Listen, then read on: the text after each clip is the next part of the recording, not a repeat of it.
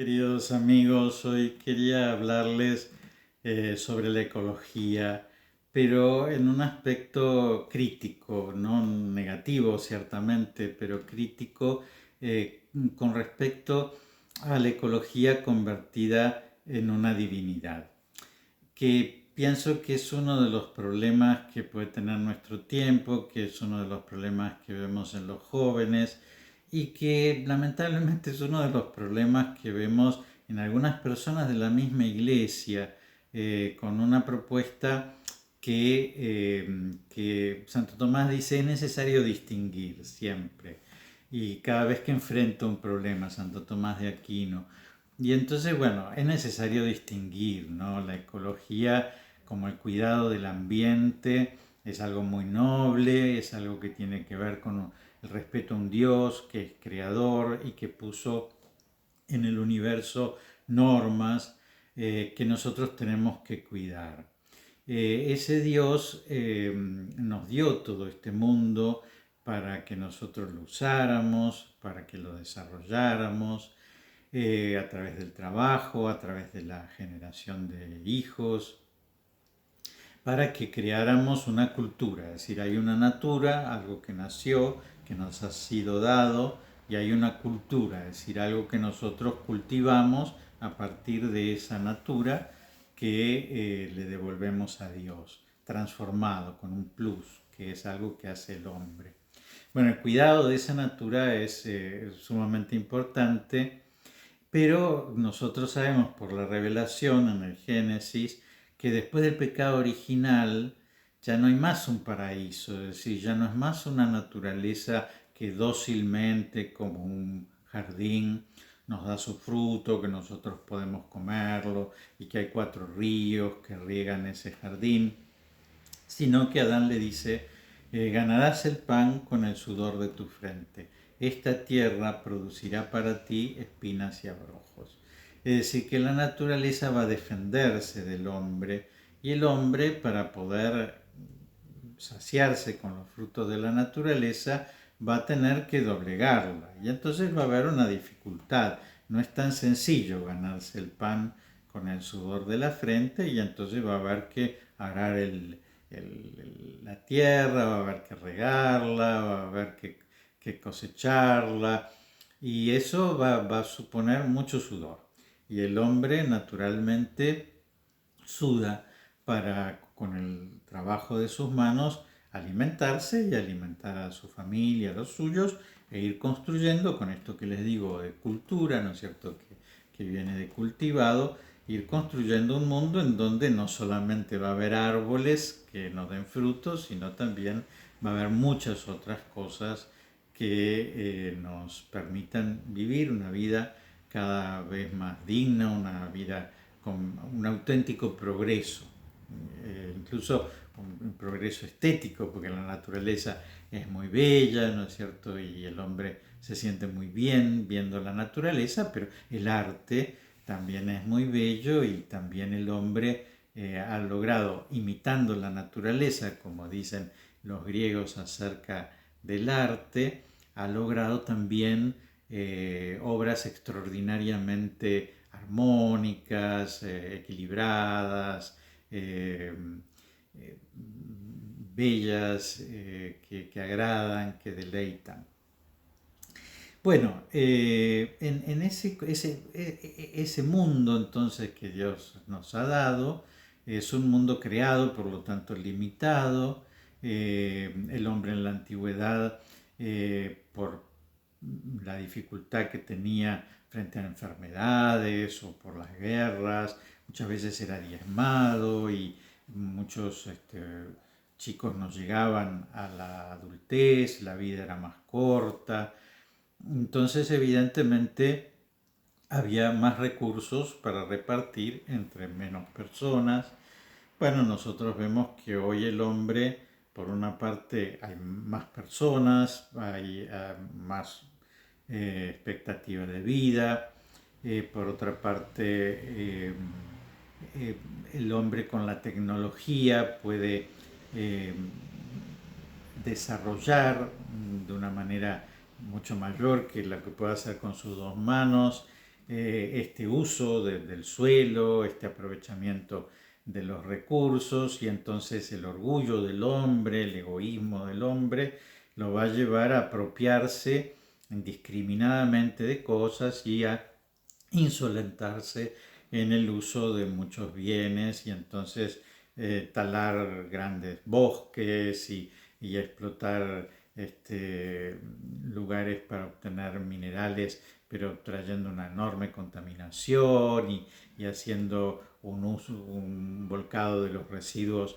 en el agua, contaminándolas. Y bueno, y vemos consecuencias en nuestro tiempo que nos alertan acerca de estas cosas y que nos hacen preocupar, porque evidentemente el mandamiento del amor a Dios nos obliga a cuidar su obra, por amor a Él, porque es suya, porque Él nos la dio.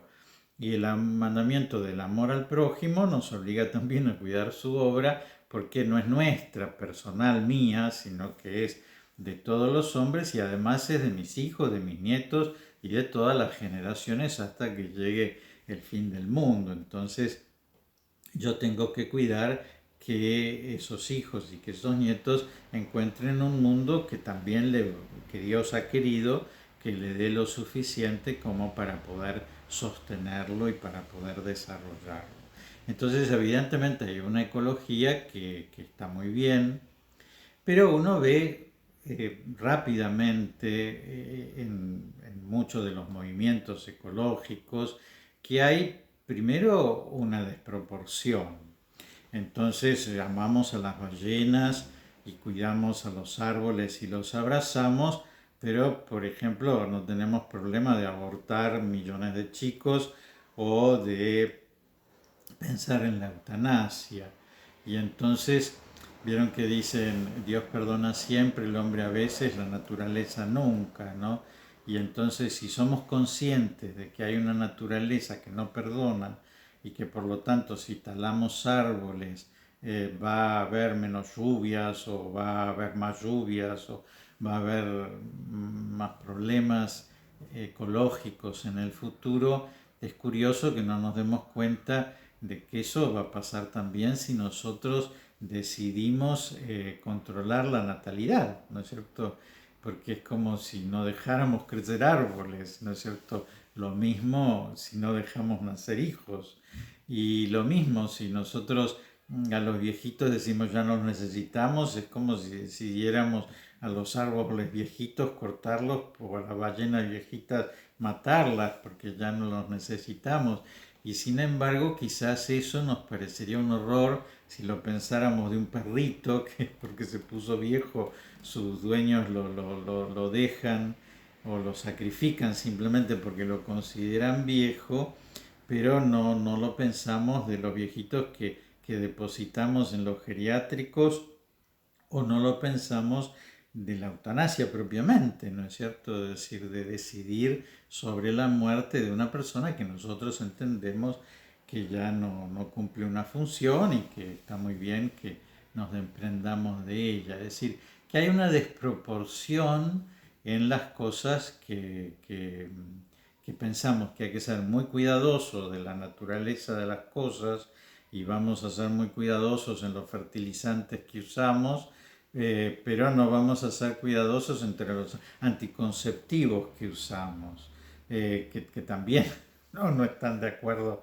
con la naturaleza de la cosa, pero que en eso no vamos a ser cuidadosos ni vamos a tener el mismo cuidado que vamos a tener de que esta zanahoria no esté cultivada con ninguna cosa que no sea orgánica.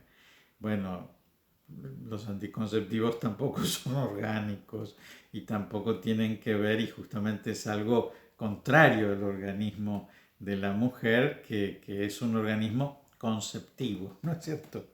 Entonces, bueno, lo primero que nosotros vemos es una contradicción en la ecología que postula grandes cuidados hacia algunas cosas, lo cual podría estar muy bien, pero que no es consecuente en ese cuidado hacia otras cosas.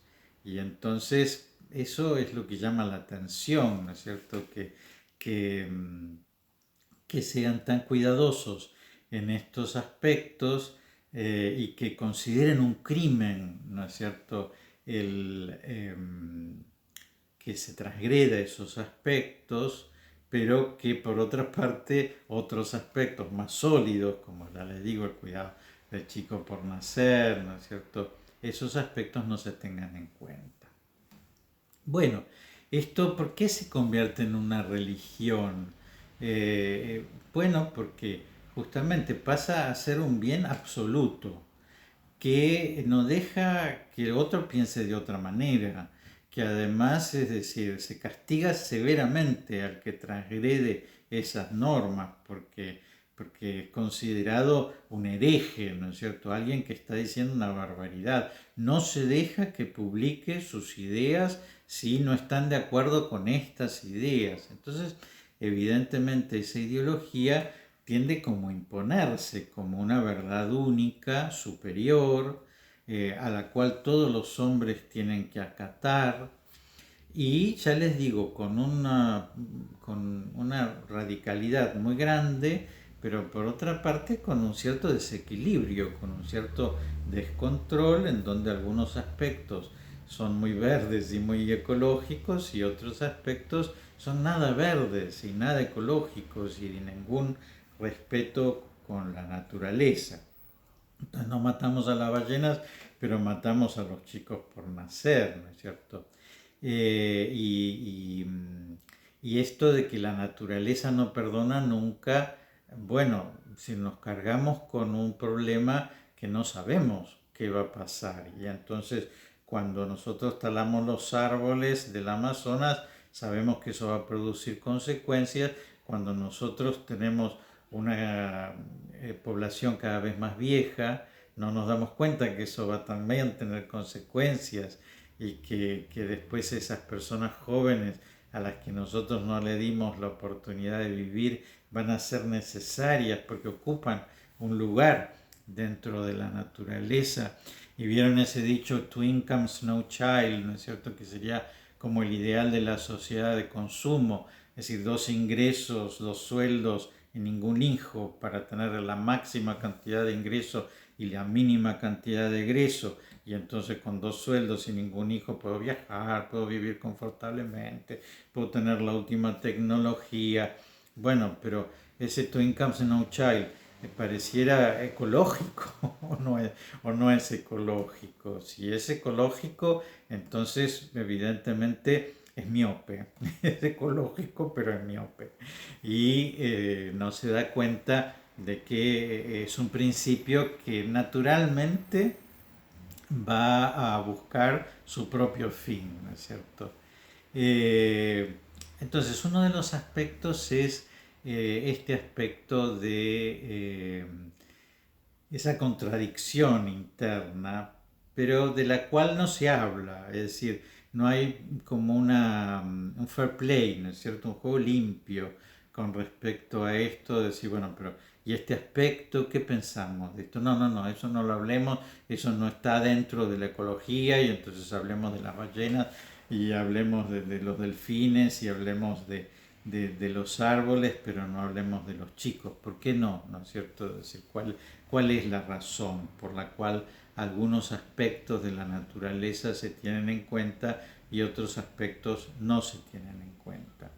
Porque si se saliera como salió una ley del aborto, si saliera una ley en donde decidimos cortar la mitad de los árboles del país, ¿no es cierto?, nos incendiarían, ¿no es cierto?, y entonces nadie aceptaría una ley de ese tipo, pero sin embargo se acepta una ley del aborto sin decir nada al contrario.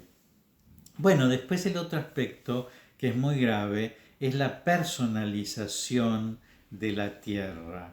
Esto que llamamos la Pachamama y que nos parece muy ancestral, no sé, porque es decir, yo no tengo sangre indígena, ¿no es cierto? Podrán darse cuenta, y no creo que ninguno de mis ancestros haya tenido ninguna devoción a la tierra, sino que siempre han visto a la tierra como un don de Dios y le han tenido devoción a Dios que nos ha dado la tierra.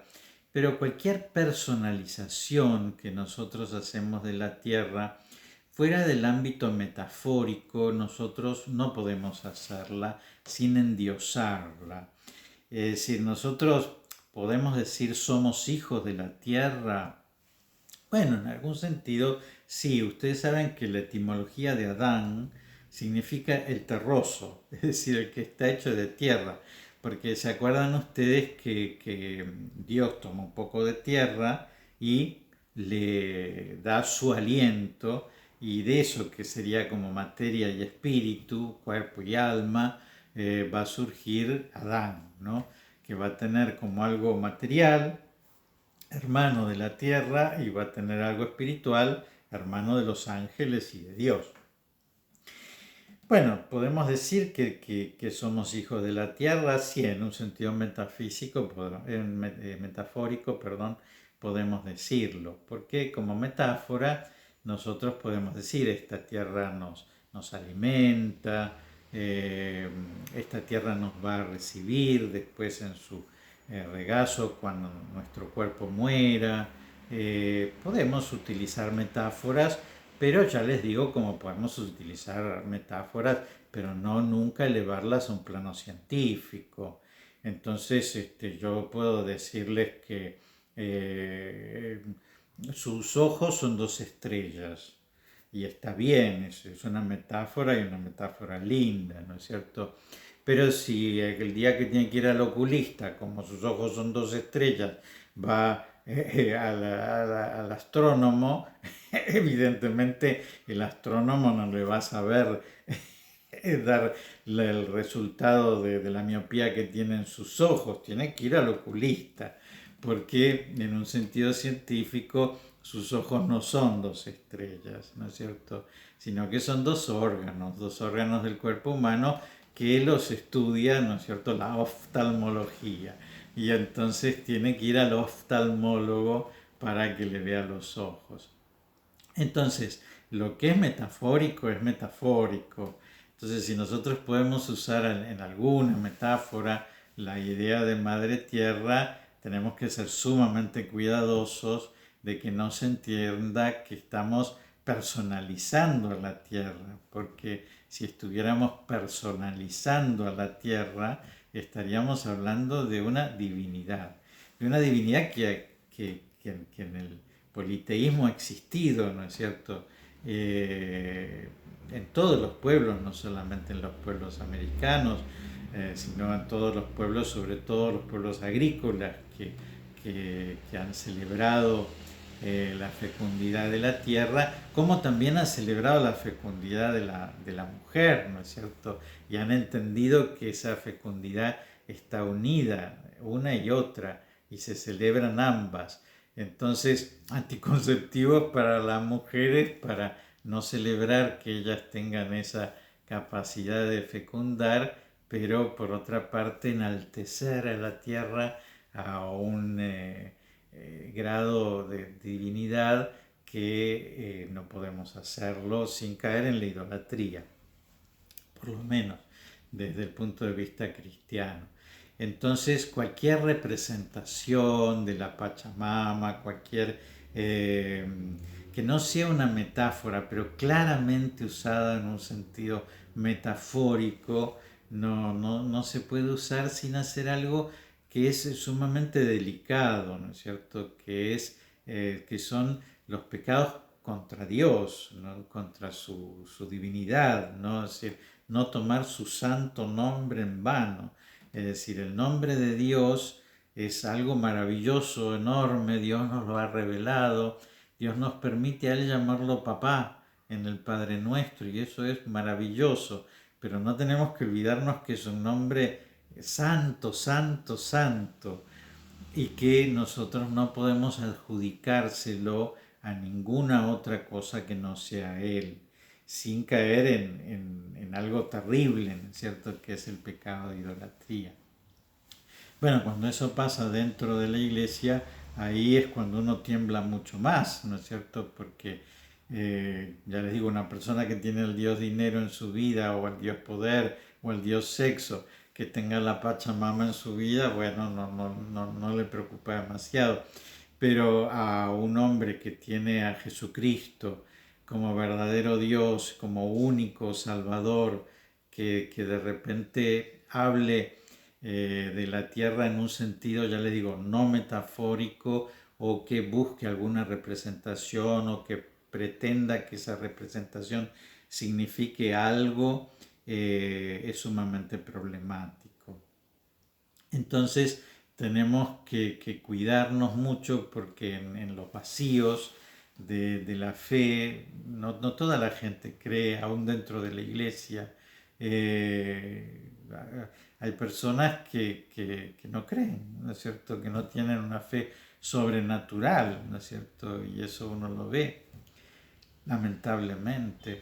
Y entonces tenemos que cuidar mucho que no nos pongan en el lugar de Jesucristo, o en el lugar de la Virgen, o en el lugar de los mandamientos que nosotros tenemos, otra cosa que la verdadera. Si nosotros lo que tenemos que hacer es adorar a Jesucristo, a la Santísima Trinidad, nosotros lo que tenemos que hacer es amar a Dios sobre todas las cosas, y al prójimo como a nosotros mismos, y nosotros tenemos que transmitir esta buena noticia a todos los lugares, a todas las naciones, para ir construyendo ese reino que va a realizarse plenamente en el fin del mundo. Y nosotros no tenemos que hacer otra cosa más que eso. Esa es nuestra función, esa es la función de la iglesia, esa es la función de los cristianos. Por supuesto que si en el medio, cumpliendo con estas cosas, tenemos que cuidar el agua, o tenemos que cuidar las ballenas, o tenemos que cuidar los bosques, bendito sea, claro que sí, hay que hacerlo por amor a Dios que nos lo dio, y por amor al hermano que los va a necesitar para sostenerse, pero nunca, nunca, nunca divinizarlos, porque eso sería para nosotros un pecado extraordinario. Así que bueno, espero que esto les sirva de alguna manera como para prevenirse de que hay que distinguir, ¿no es cierto? Hay una ecología que está muy bien, y hay una ecología que tiene que hacernos abrir bien los ojitos para que no se nos mezcle con idolatría.